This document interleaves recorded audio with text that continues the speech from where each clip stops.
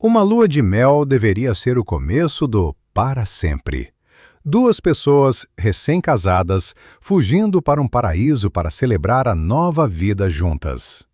Mas, para alguns casais, esse destino dos sonhos virou o local de seus últimos momentos. Estas não são histórias de azar ou pequenos contratempos. São luas de mel que terminaram em morte. Número 1. O último dia.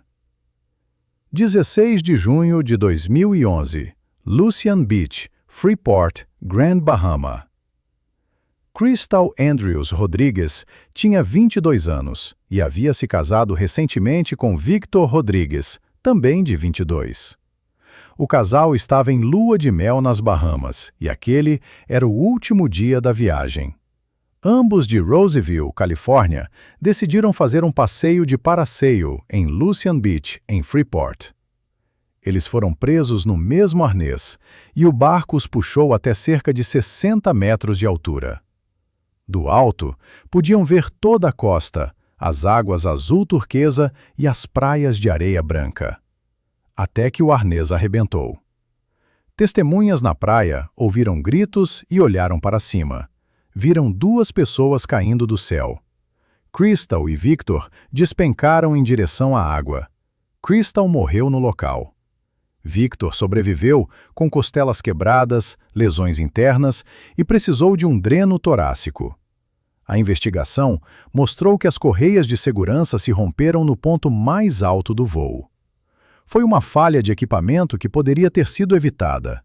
Se tivesse havido manutenção adequada, Crystal ainda estaria viva. Victor ficou internado por mais de um mês, primeiro nas Bahamas, depois em Orlando, antes de voltar para a Califórnia.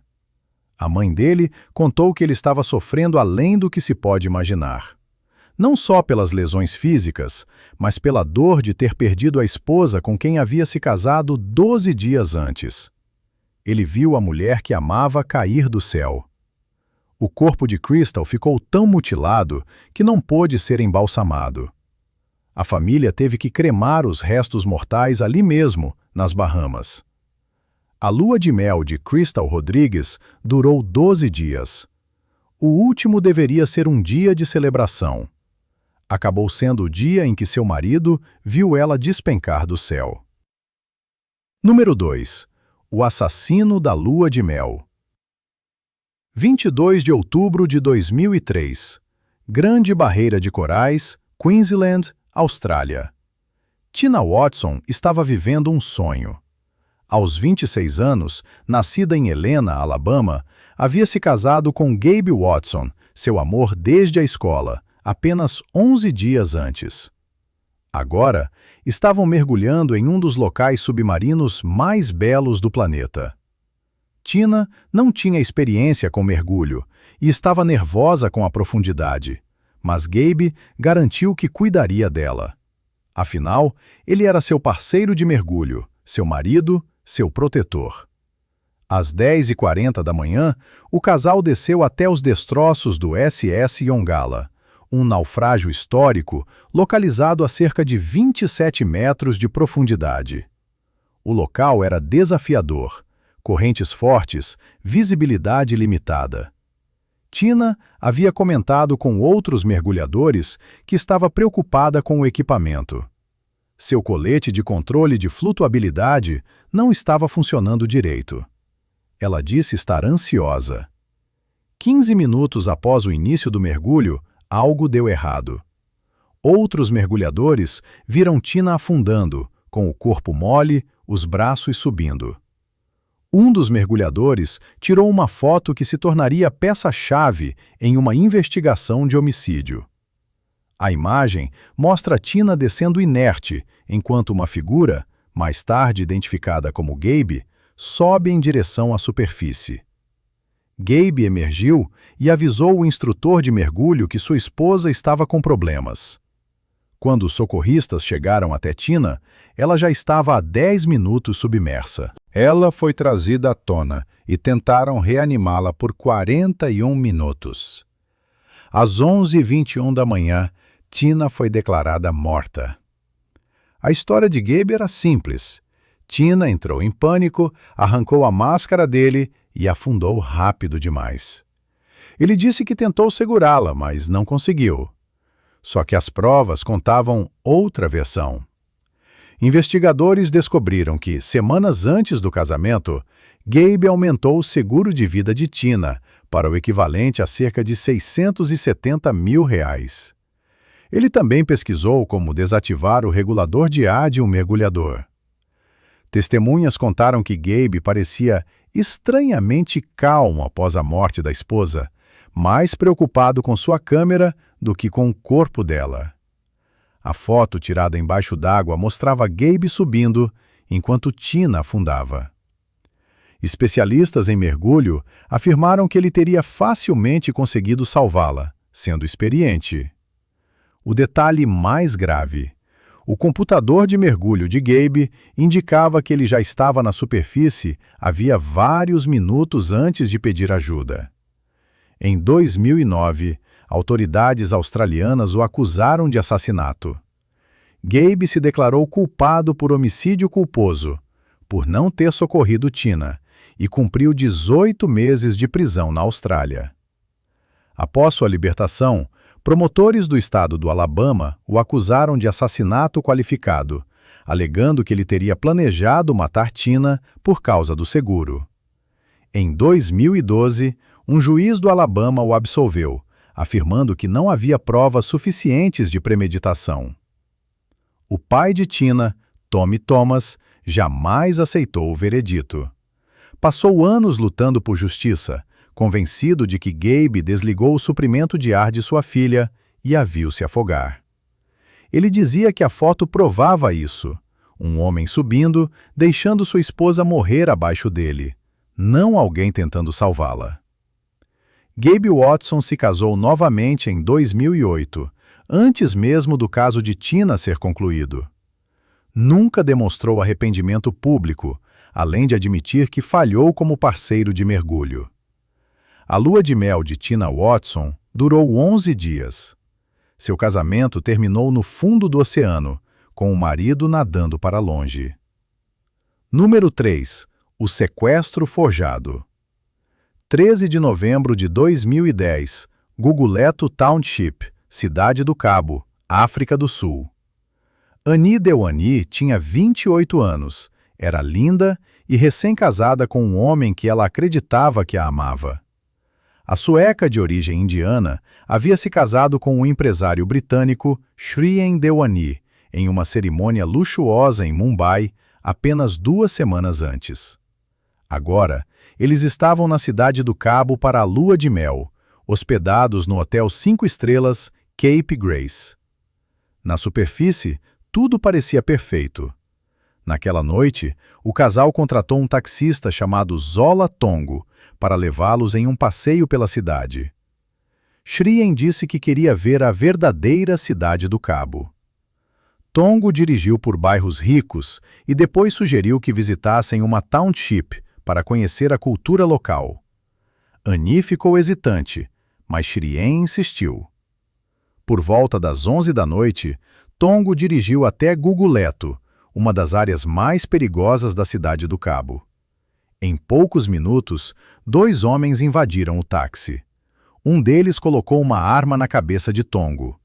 O outro apontou a arma para Annie e Shrien no banco de trás. Os assaltantes ordenaram que Tongo dirigisse. Eles levaram os celulares, carteiras e joias do casal. Em seguida, em uma área industrial, mandaram Tongo e Shrien saírem do carro. Os homens foram embora com Annie ainda no banco de trás, gritando. Shrien e Tongo caminharam até uma delegacia próxima e denunciaram o sequestro. A polícia iniciou uma busca. Na manhã seguinte, encontraram o táxi abandonado em Khayelitsha, outra township, a cerca de 19 quilômetros de distância. O corpo de Annie estava no banco de trás. Ela havia sido baleada uma vez no pescoço, a queima-roupa. Sua aliança ainda estava em seu dedo. A história deveria ter terminado ali. Uma lua de mel trágica, um assalto aleatório, uma noiva morta por criminosos violentos. Mas, poucos dias depois, a investigação tomou um rumo sombrio. O taxista Zola Tongo confessou. Ele admitiu que o sequestro havia sido encenado. Shrien Devani o havia procurado semanas antes da lua de mel e oferecido dinheiro para organizar o assassinato da esposa. O plano era fazer tudo parecer um roubo que deu errado.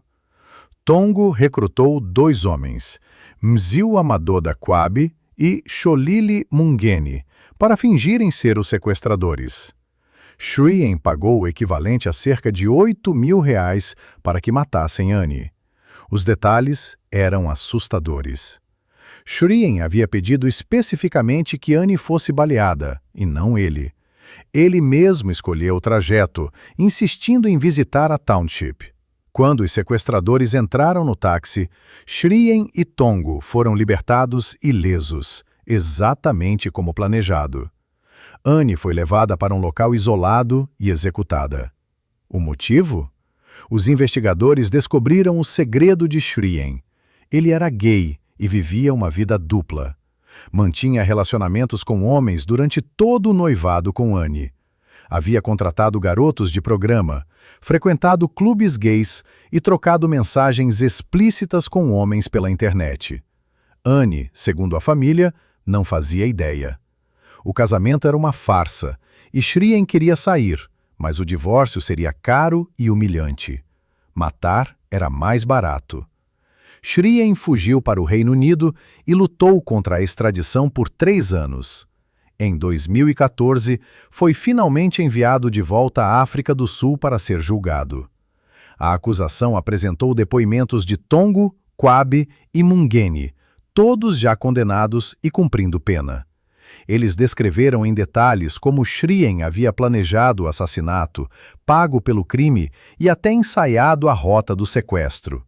Mas, em dezembro de 2014, o juiz arquivou o caso. Ele afirmou que as testemunhas eram criminosos pouco confiáveis e que a promotoria não havia provado a culpa de Shrien, além de qualquer dúvida razoável. Shrien Devani saiu livre. A família de Annie ficou devastada. O pai dela, Vinod Indosha, chamou o veredito de traição. Ele havia visto a filha se casar com um homem que, 2 semanas depois, mandou executá-la no banco de trás de um táxi. A irmã de Annie disse que a família jamais teria paz. Annie confiou a própria vida a Shrien, e ele a trocou por R$ 8.000. Shrien Devani voltou ao Reino Unido e vive em relativo anonimato desde então. Ele nunca admitiu culpa publicamente, nunca pediu desculpas à família de Annie. Sholili Mungeni, o homem que puxou o gatilho, morreu na prisão em 2014. Zola Tongo e Mziu Amadoda Kwabi ainda cumprem pena. A lua de mel de Annie Devani durou 2 semanas. O marido fez questão de que fosse a última. Número 4. A surra no paraíso. 9 de julho de 2022. Turtle Island Resort, Ilhas Yazawa, Fiji. Christ Chen tinha 36 anos e era farmacêutica em Memphis, Tennessee. Havia trabalhado duro para construir sua carreira, se formado na University of Tennessee Health Science Center e trabalhado em uma farmácia da rede Kroger. Era inteligente, gentil e profundamente apaixonada pelo marido, Bradley Robert Dawson. O casal havia se casado e agora comemorava a lua de mel em um dos resorts mais exclusivos do mundo. Turtle Island é uma ilha privada de cerca de 2 km² no arquipélago de Yazawa, em Fiji. Acomoda apenas 14 casais por vez, oferecendo total privacidade e luxo. Praias de areia branca, água cristalina e serviços 5 estrelas. É o tipo de lugar para o qual as pessoas economizam durante anos. Para Christ e Bradley, deveria ser a viagem da vida inteira. Na noite de 8 de julho, funcionários do resort ouviram o casal discutindo durante o jantar. Não era incomum recém-casados terem desentendimentos leves, então ninguém interveio. Na manhã seguinte, Christ e Bradley não apareceram no café da manhã. Eles também não foram ao almoço. No meio da tarde, a equipe ficou preocupada e entrou no quarto.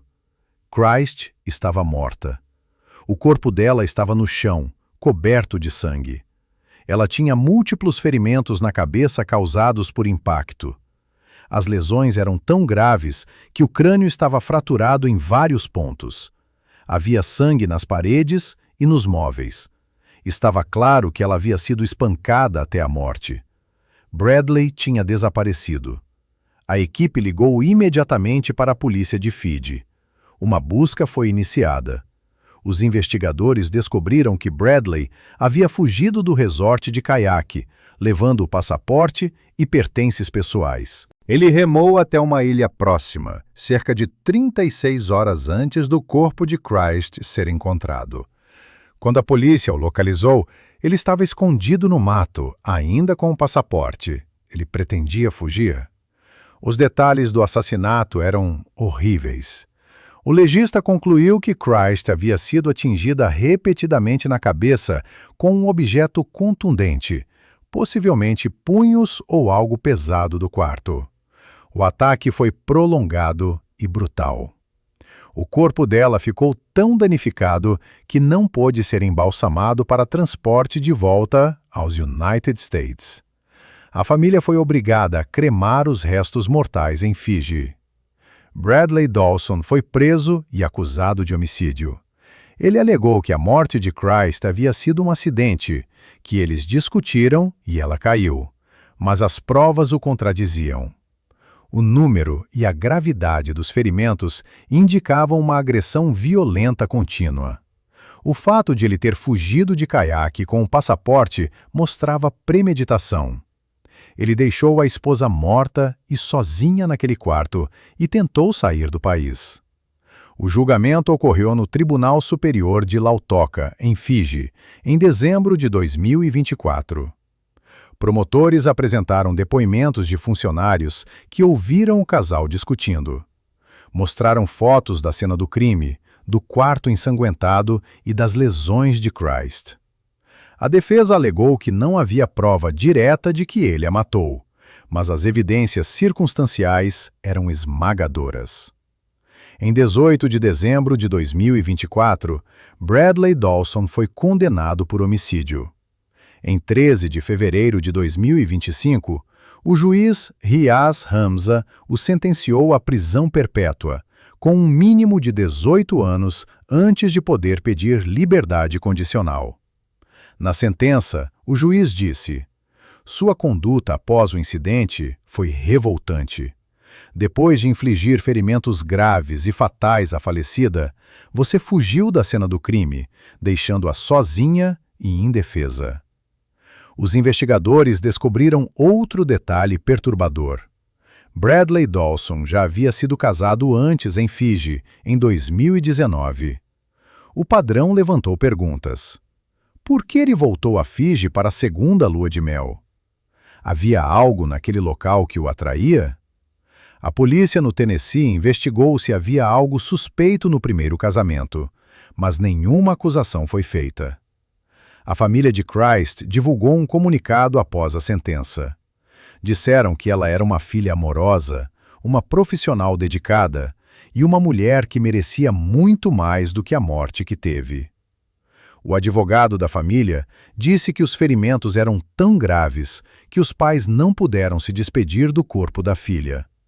Ela havia sido espancada a ponto de ficar irreconhecível. Bradley Dawson cumpre pena em Fiji. Ele poderá pedir liberdade condicional em 2043, quando terá 58 anos. Número 5. Os gritos que ela ainda escuta. 17 de agosto de 2011. Ancilásio Beach, Ilha de Praslin, Seychelles.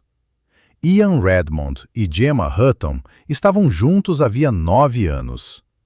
Cresceram em Skelmersdale, Lancashire, e construíram uma vida juntos antes de finalmente se casarem em 7 de agosto de 2011. A lua de mel nas Seychelles era tudo o que haviam sonhado.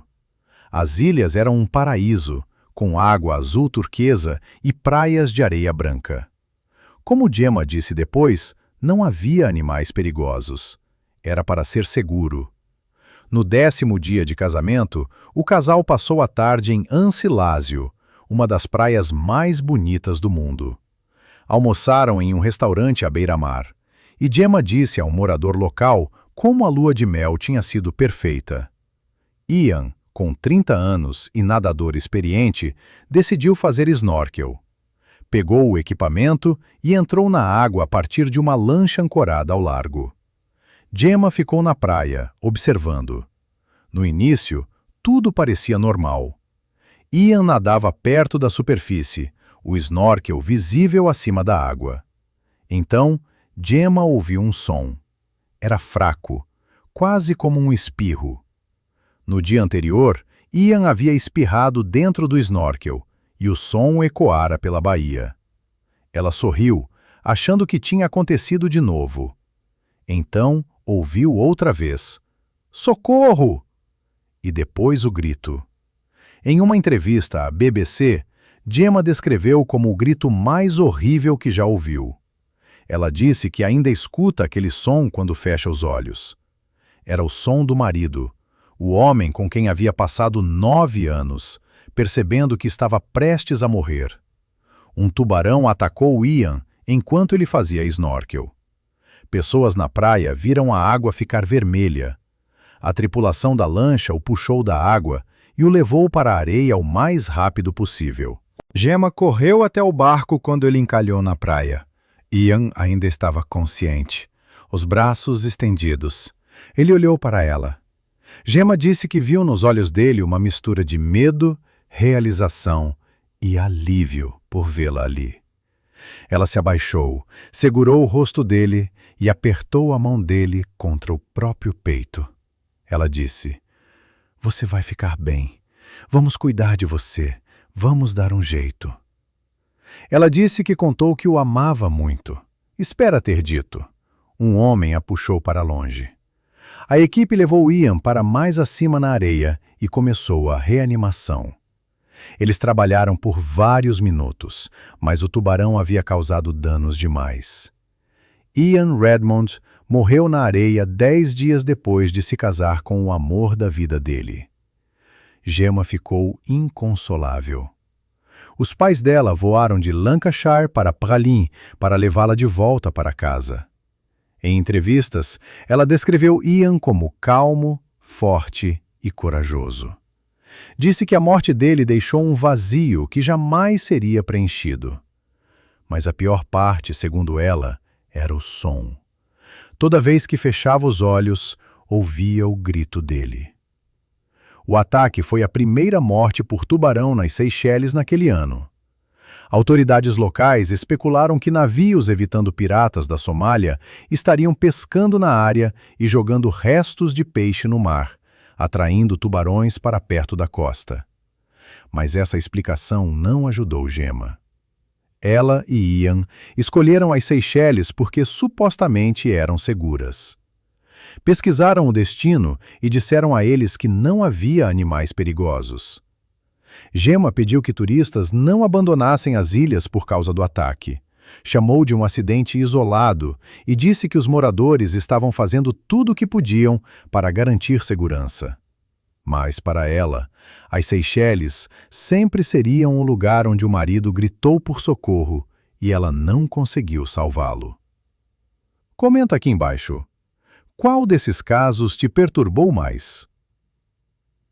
A fotografia subaquática de Tina Watson afundando enquanto o marido subia? O sequestro forjado que terminou com Annie Dewaney levando um tiro no pescoço? Ou a noiva que caiu de 60 metros no último dia da lua de mel? Se tiver gostado do vídeo, deixe seu like e inscreva-se em nosso canal para acompanhar todas as novidades. Continue por aqui e assista a mais vídeos clicando em um desses vídeos que estão aparecendo na sua tela. Cuidem-se, amigos!